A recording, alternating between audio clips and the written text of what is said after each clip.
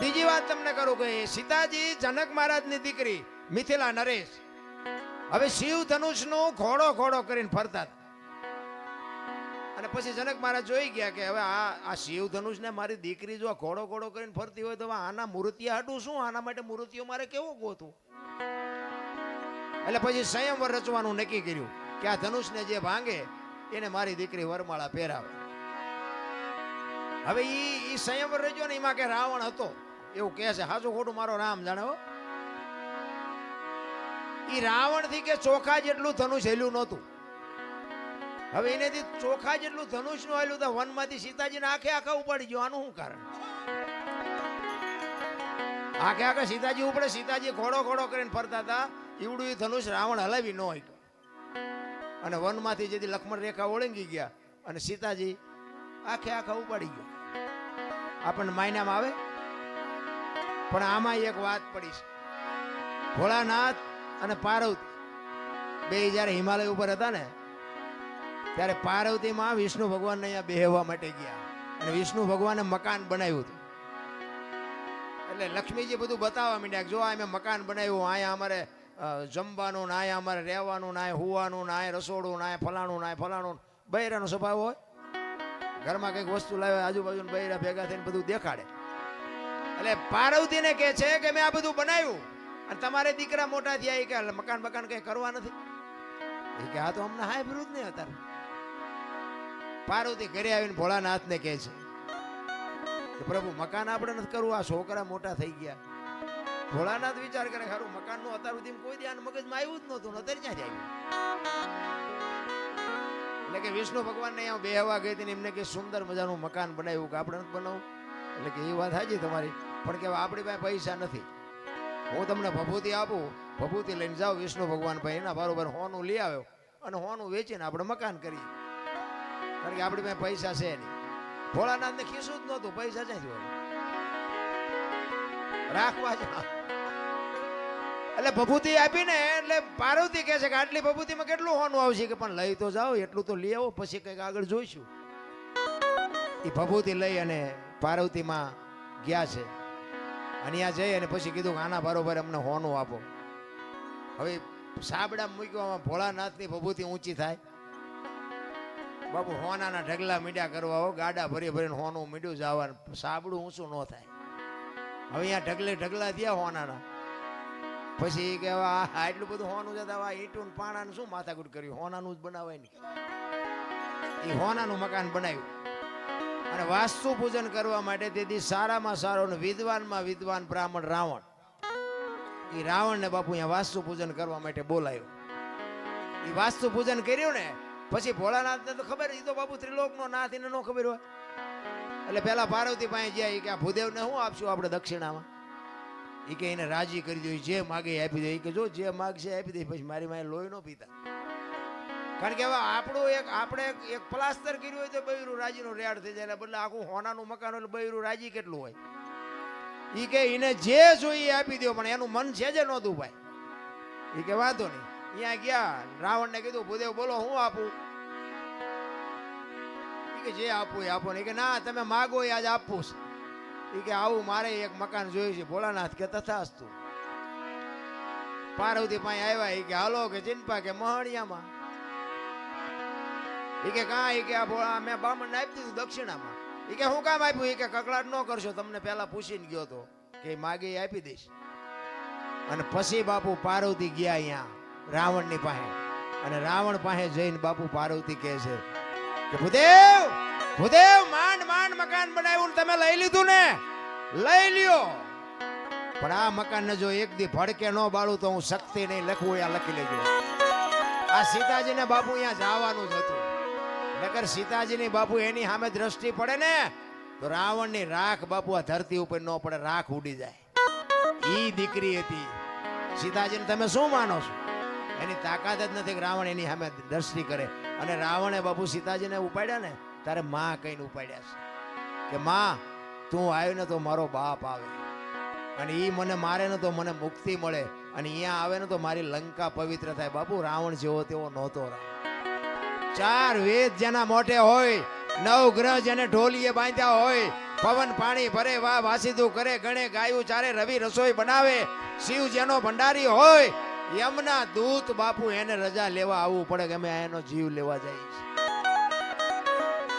છીએ એ અને આ ધરતી ઉપર 14 ચોકડીનું રાજ કર્યું રાવણે સતયુગ દ્વાપર ત્રેતા ને કળિયુગ 4 યુગની એક ચોકડી થાય 14 ચોકું ને 56 યુગ સુધી આ ધરતી ઉપર રાવણ રહ્યો છે એવું કહે છે સંતો કેટલું એનું તપોબળ છે કેટલો વિદ્વાન છે અને રામ ને બાપુ ઠેઠ ત્યાં સુધી થકો થયો તો બાપુ એનું ભજન તો કઈક હશે ને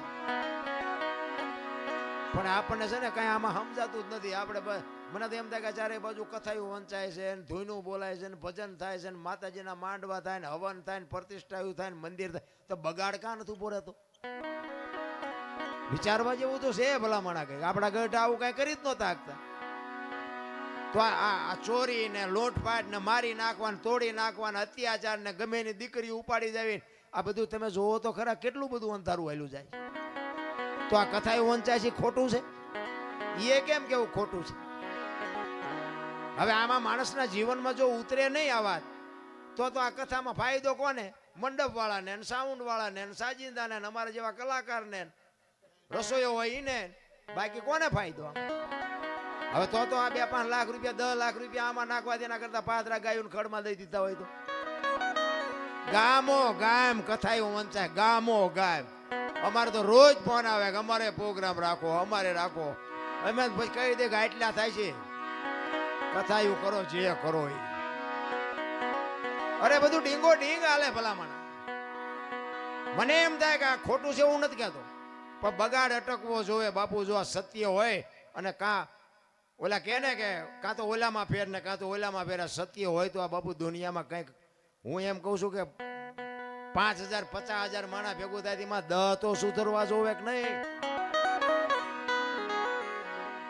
અમે એક જગ્યા આમ ગુજરાતમાં ક્યાં ગયા હતા ગામનું નામ ભૂલાઈ ગયું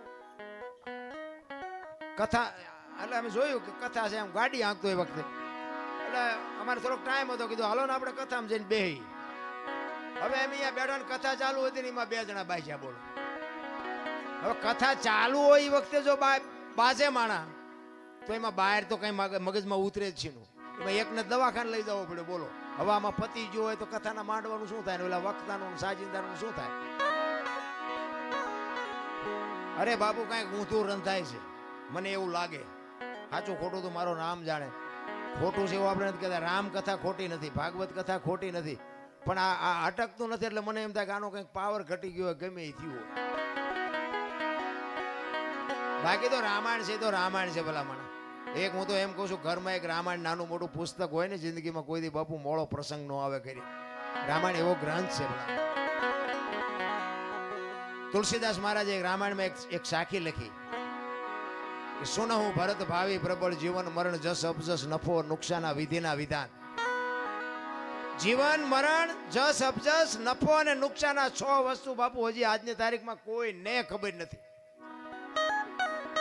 આપણે આ દુનિયામાં આવ્યા કેવી રીતે કોઈને ખબર હોય મને કયો અને જવાનું છે કેવી રીતે એ કોઈને ખબર હોય કયો જીવન મરણ ની ખબર નથી તો આની જ વાત કરો ને અમે અહીંયા આવ્યા છે અમને જ મળે કબજ મળે અમને ખબર છે 5 જણા હારું કે 5 જણા એમ કે બોલે વારો જ ન આવવા દીધો બીજાનો જ મળવાનો છે કબજા મળવાનો એ કોઈને ખબર નથી જીવન મરણ જસ અપજસ નફો અને નુકસાન ગમે એ માણસ ધંધો કરે ને બધા નફા હાટું જ કરે છે કોઈ નુકસાન હાટું નથી કરતું પણ બધા નફો થતો જ નથી આ 6 વસ્તુ કોઈના હાથમાં નથી આ વશિષ્ઠ મહારાજે ભરતને કીધેલી ક્યારે રામચંદ્ર પરમાત્મા વનમાં ગયા ભરત મોસાળમાંથી આવ્યો ને એટલે ભરત રોવે છે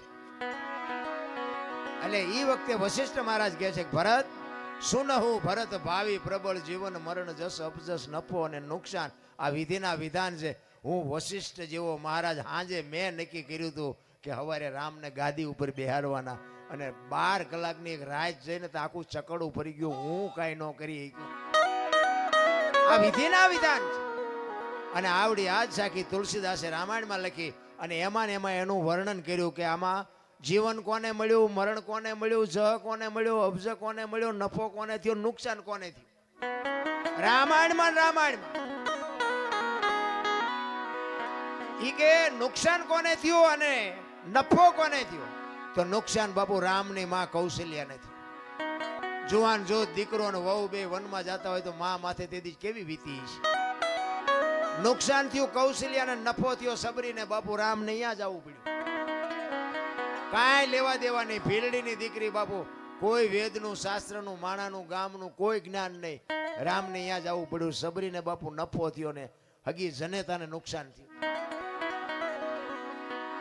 તો કે જીવન કોને મળ્યું અને મૃત્યુ કોને મળ્યું? મૃત્યુ મળ્યું રાજા દશરથને. રામ જેવો દીકરો હોવા છતાંય બાપુ મૃત્યુને રોકી ન શક્યો. મૃત્યુ મળ્યું દશરથને, જીવન મળ્યું અહલ્યાને. હરાપમાંથી મુક્ત થઈ ગઈ. તો કે આમાં જ કોને મળ્યો ને અબજ કોને મળ્યો? અબજ મળ્યો કઈ કઈને, અને જ ખાટી ગયા વાંદરા. તેથી રામને કોઈ નો કામમાં આવ્યા, વાંદરા જ કામમાં આવ્યા.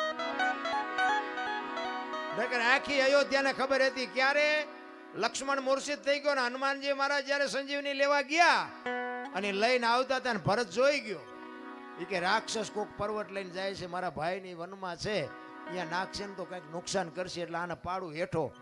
એ બાણ મારીને હનુમાનને હેઠા પાડ્યા ને એ વખતે હનુમાનજીએ આખી ડિટેલ આપી કે આવી પરિસ્થિતિ છે, લક્ષ્મણ રે એવું નથી, અને હું એની સંજીવની લેવા માટે જયો હતો અને એટલા માટે તમે મને આ પાડ્યો. હવે દીવ ગયા પહેલા ન પગું, લક્ષ્મણની જોખમ થઈ જાય. આખી અયોધ્યાની વસ્તીને જાણ થઈ કે લક્ષ્મણની આ પરિસ્થિતિ છે, પણ જ્યાં નહીં કોઈ. ભરતે કીધું કે બાણ ઉપર બેસી જાઓ, હાલો હું તમને મોકલી દઉં. હનુમાનજીને કઈક પાવર હતો તો આ ભરતજીએ ઉતાર્યો. કારણ કે બાપુ વસ્તુ છે ને કઈક છે. રામાયણ છે તમને મને આ એક રસ્તો બતાવવા માટેનો ગ્રંથ. સીતાજી લક્ષ્મણ રેખા ઓળંગી ગયા અને હરણ થયું. મેં કીધું એમ સીતાજીનો બાપુ કોઈ એની માથે દ્રષ્ટિ ન કરી શકે, પણ આપણને આ માર્ગ બતાવ્યો છે કે જે બાપુ લક્ષ્મણ રેખા ઓળંગી જાય ને એનું આ દુનિયામાં હરણ જ થાય. લખવું હોય તો લખી લેજો.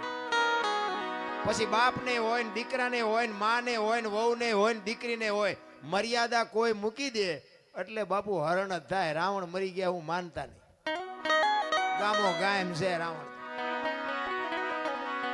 પણ જે મર્યાદા મૂકી દે એટલે આ દુનિયામાં હરણ જ થાય. બાકી વાતમાં કાંઈ છે. એક સબરીનો પ્રસંગ કહી પછી મારી વાણીને વિરામ. સબરી બાપુ, હમણાં મેં ગુરુની શિષ્યની વાત કરીને મૂળદાસને હજી સાંભળવાના. મૂળદાસ બાપુની વાત લઈ લો હાલો ને, પછી સબરીને વાહે રાખો. મારે જોકે જ્યાં જઉં છું ને ત્યાં મને બે ત્રણ વખત બેહરી અને કાઢ લે શીખ. મારી પાસે શું કાઢવું? બધા સાંભળેલો જ છે મને, આમાં કઈ નવું તો કઈ છે નહીં. એટલે એ તો મને ખબર છે, નહીં બોલી શકું કોઈ નહીં બોલાવે એ ખબર છે. પણ આ દેહને એક દી બાપુ દુનિયા દિવાળી જ મૂકવાની છે. બાકી એક દેહથી જો 5 આત્માને આનંદ આવતો હોય તો એમાં લડી લેવાય, એમાં કઈ સવાલ જ નથી. મારે લાગે હું એવો કોઈ મોટો કલાકાર નથી, પણ એવી ગુરુ મહારાજની, મારા માતા પિતાની, કંઈક તમારા ભાઈબંધ દોસ્તારોની કૃપાથી આ મારો દીકરો રહ્યો. પૂછો આના નંબર જ મેં આને આપ્યા. તારા નંબરથી વાત કરજે ને મને કોઈ બપોર હુવાય નહીં દે. દરરોજ 10, 15, 20 ફોન આવે. અમારે પ્રોગ્રામ કરો, તમે કયો એ પૈસા ના આવો ના આવો.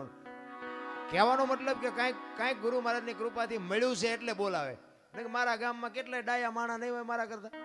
પૈસાદાર છે, મારા કરતા રૂપાળા છે, આબરૂવાળા છે, બધું એ છે, કોઈ નથી ફોન કરતું. એટલે એ ગુરુ મહારાજની કૃપા છે અને બધા સાંભળે છે એટલા માટે.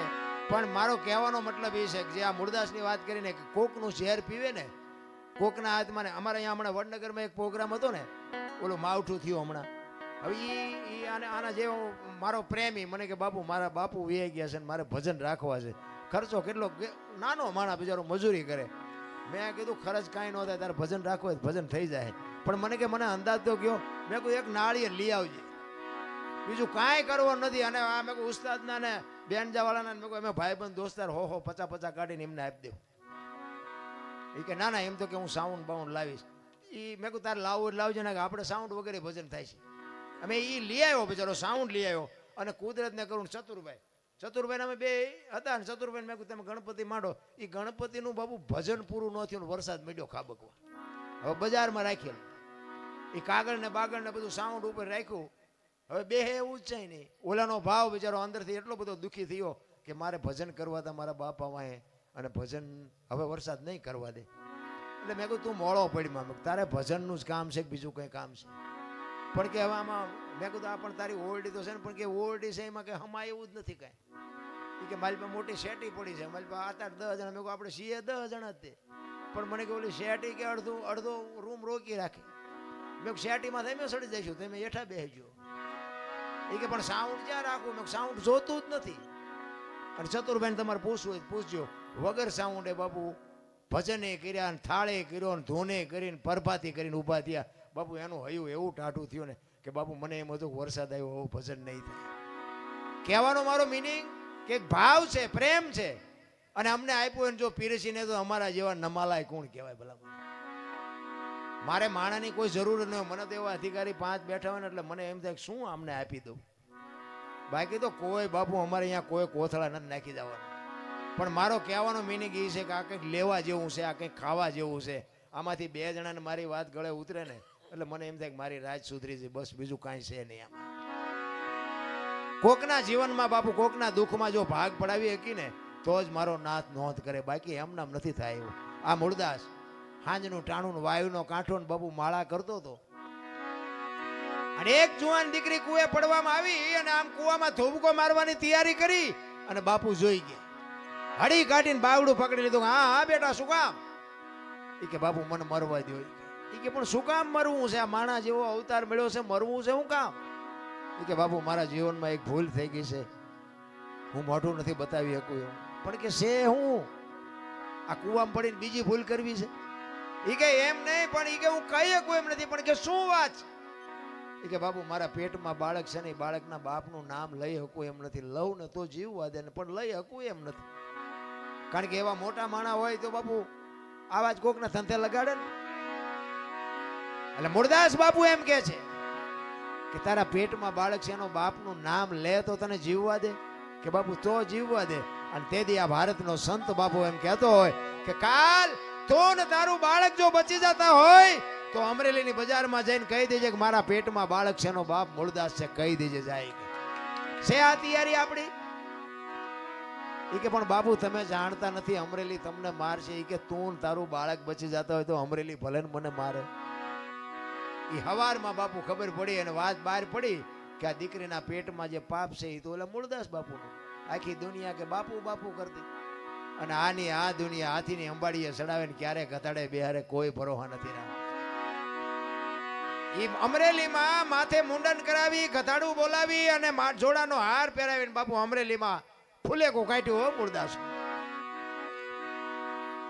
મૂળદાસ બાપુ ગધાડા ઉપર બેઠા બેઠા વિચાર કરે કે વાહ ઠાકર વાહ, તે મારી માથે આજ ભજાડી પડી કે કાંઈ વાંધો નહીં, એક દીકરીને બાળક એ તો બચી ગયા ને. એનો નશો બાપુ એને કાંઈ નાનું નહોતું લાગતું.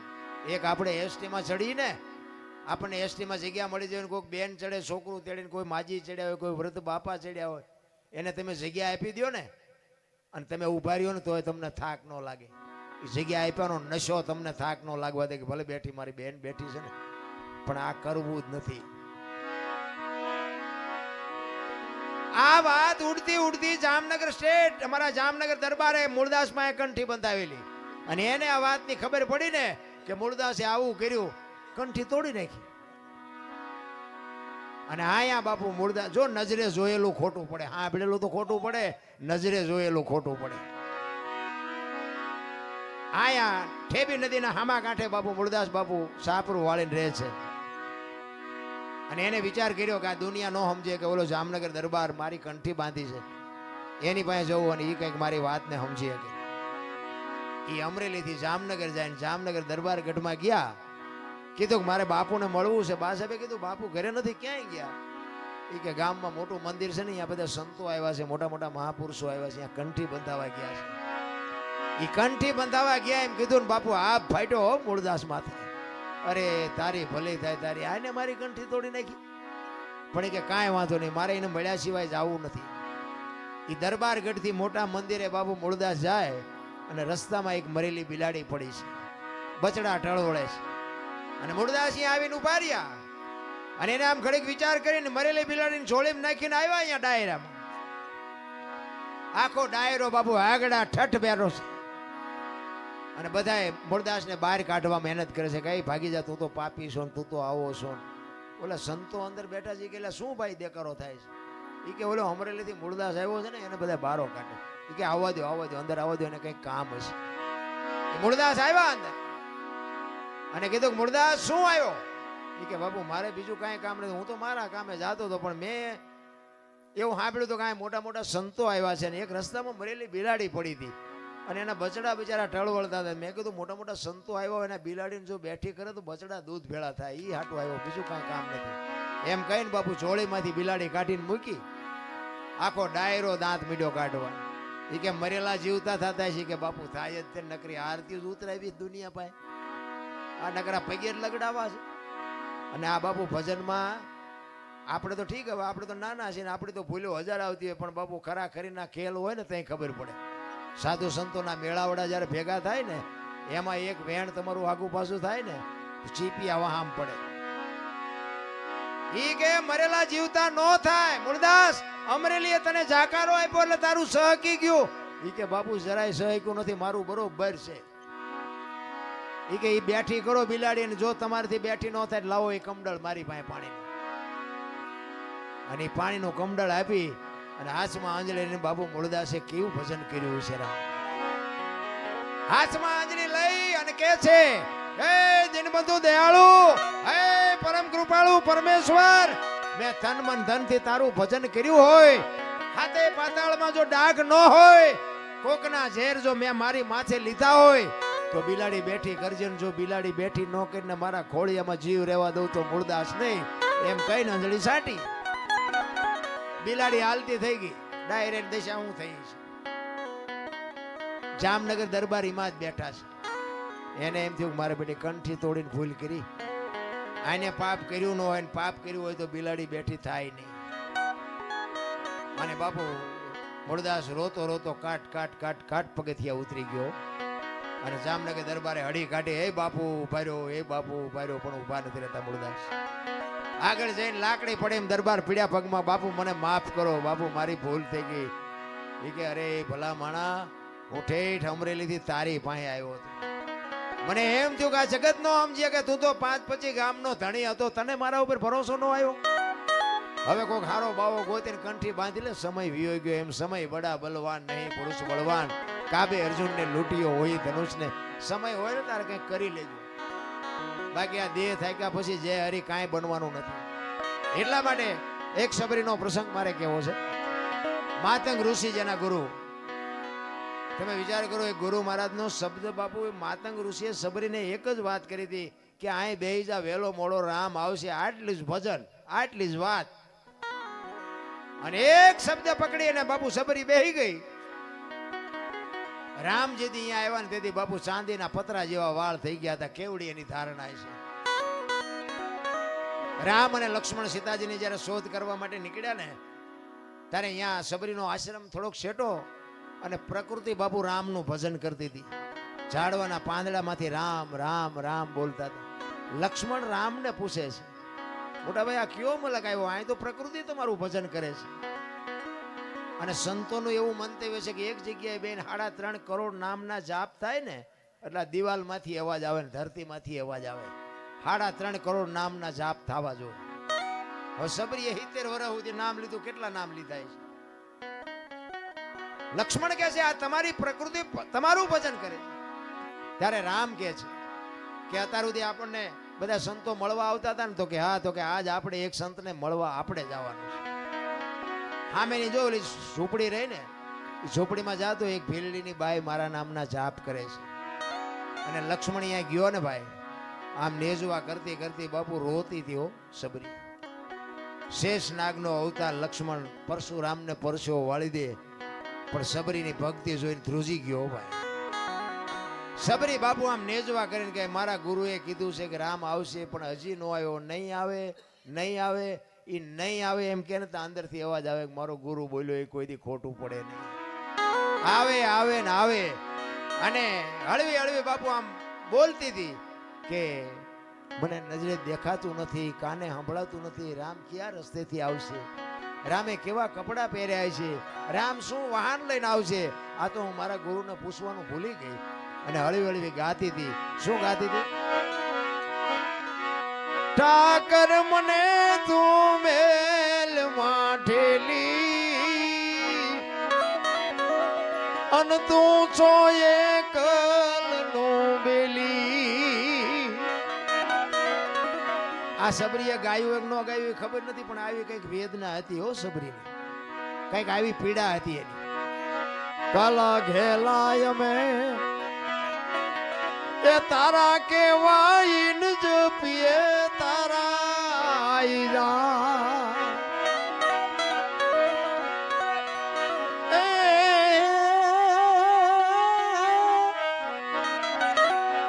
તારી હારે મારે જૂનો નાતો. આપણે બધાને છે, આપણે ભૂલી ગયા છીએ. સબરી કે છે મારે તારી હારે જૂનો નાતો. આપણે બધાને છે, કોને નથી? આપણે ભૂલી ગયા છે એટલે સબરી કે તારી હારે મારે જૂનો નાતો. એ હવે બીજે ક્યાં જાઉં બાપ? ઠાકર મને મેલ માઠેલી અને તું છો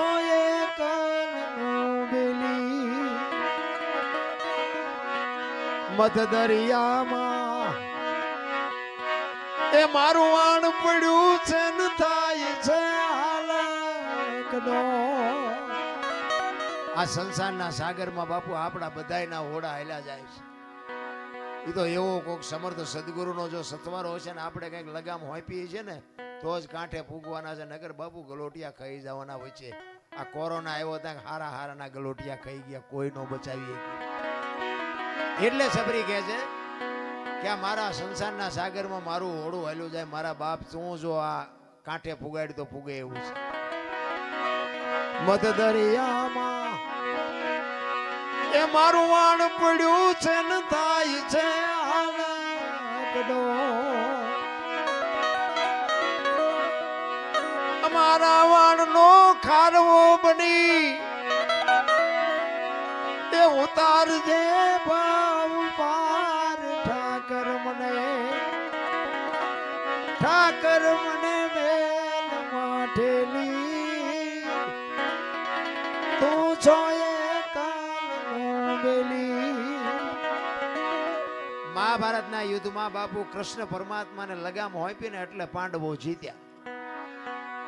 એમ ડાયો માણા હોય ને એને લગામ હોપી દેવાય. આપણા ઘરના કામ હોય, વ્યવહારિક કામ હોય, ગામનું કામ હોય, ડાયા માણાને હોપી દેવાય. આપણે ઠેકડા ન બહુ ભરાય. જેને જેને બાપુ લગામો હોપીને એના કામ સુધરી ગયા.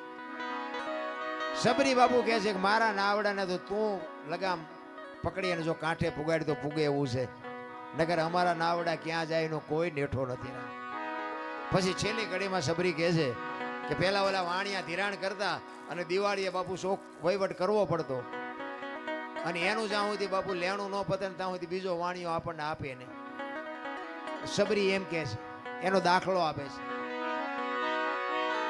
અમે તારા છે આડતિયાને શેઠ તું છો સાવકાર. તારું લેણું છે ત્યાં લગી બીજો ધીર છે નહીં તલવાર. ઠાકર મને મેલ માઠેલી તું છો આટલો ગાયો તા તો લક્ષ્મણ બાપુ હળી કાઢીને રામ પાસે ગયો. હાલો હાલો હાલો નગર આ બાઈના ખોડિયામાંથી જીવ નીકળી જાય. અને રામચંદ્ર પરમાત્મા અહીંયા આવ્યા ને ત્યાં તો બાપુ બધું ભૂલી ગઈ. હો સબરી આહુડેથી રામના પગ ધોઈ નાખ્યા. રામ આવ્યા એ તો એને હરખ હતો જ, પણ સબરીને બાપુ એના ગુરુની જે વાતનો હરખ હતો ને કે આજ મારો ગુરુ બોલ્યો એ સાચું પડ્યું, એ જેનો હરખ હતો ને એ તો એને ક્યાંય હમાતો નતો. અને રામચંદ્ર પરમાત્માને અહીંયાથી સીતાજીની શોધ કરવા માટેની બધી ડિટેલ બાપુ અહીંયા સબરીએ આપી હતી કે તમે આગળ જાઓ, અહીંયા કિષ્કિંધા આવશે, અહીંયા વાલીન સુગ્રીવ બે ભાઈ છે, ત્યાં તમને હનુમાનજી મળશે, એ તમને બધો રસ્તો બતાવશે અને સીતાજી જ્યાં હશે ને ત્યાંથી તમને ગોતી દેશે. આખી બાપુ ડિટેલ સબરીએ રામને આપીશ. એમનામ બાપુ દુનિયા કોઈ પૂજે નહીં. પણ મારો કહેવાનો અર્થ એ છે કે આપણે તો કાંઈ કરવાનું નથી. એક ઘડી હાથી મેં પુનિયાદ, તુલસી સંગત સાદગી, કટે કોટી અપરાધ. સમય મળ્યો છે, જેટલો આનંદ થાય એટલો કરી લેજો. હવે મારી વાણીને વિરામ આપું. બધા શાંતિથી મને સાંભળ્યો બદલ બધાનો ખૂબ ખૂબ આભાર. કાંઈ ભૂલચૂક થઈ હોય તો માફ કરજો. જય માતાજી, જય સિયારામ.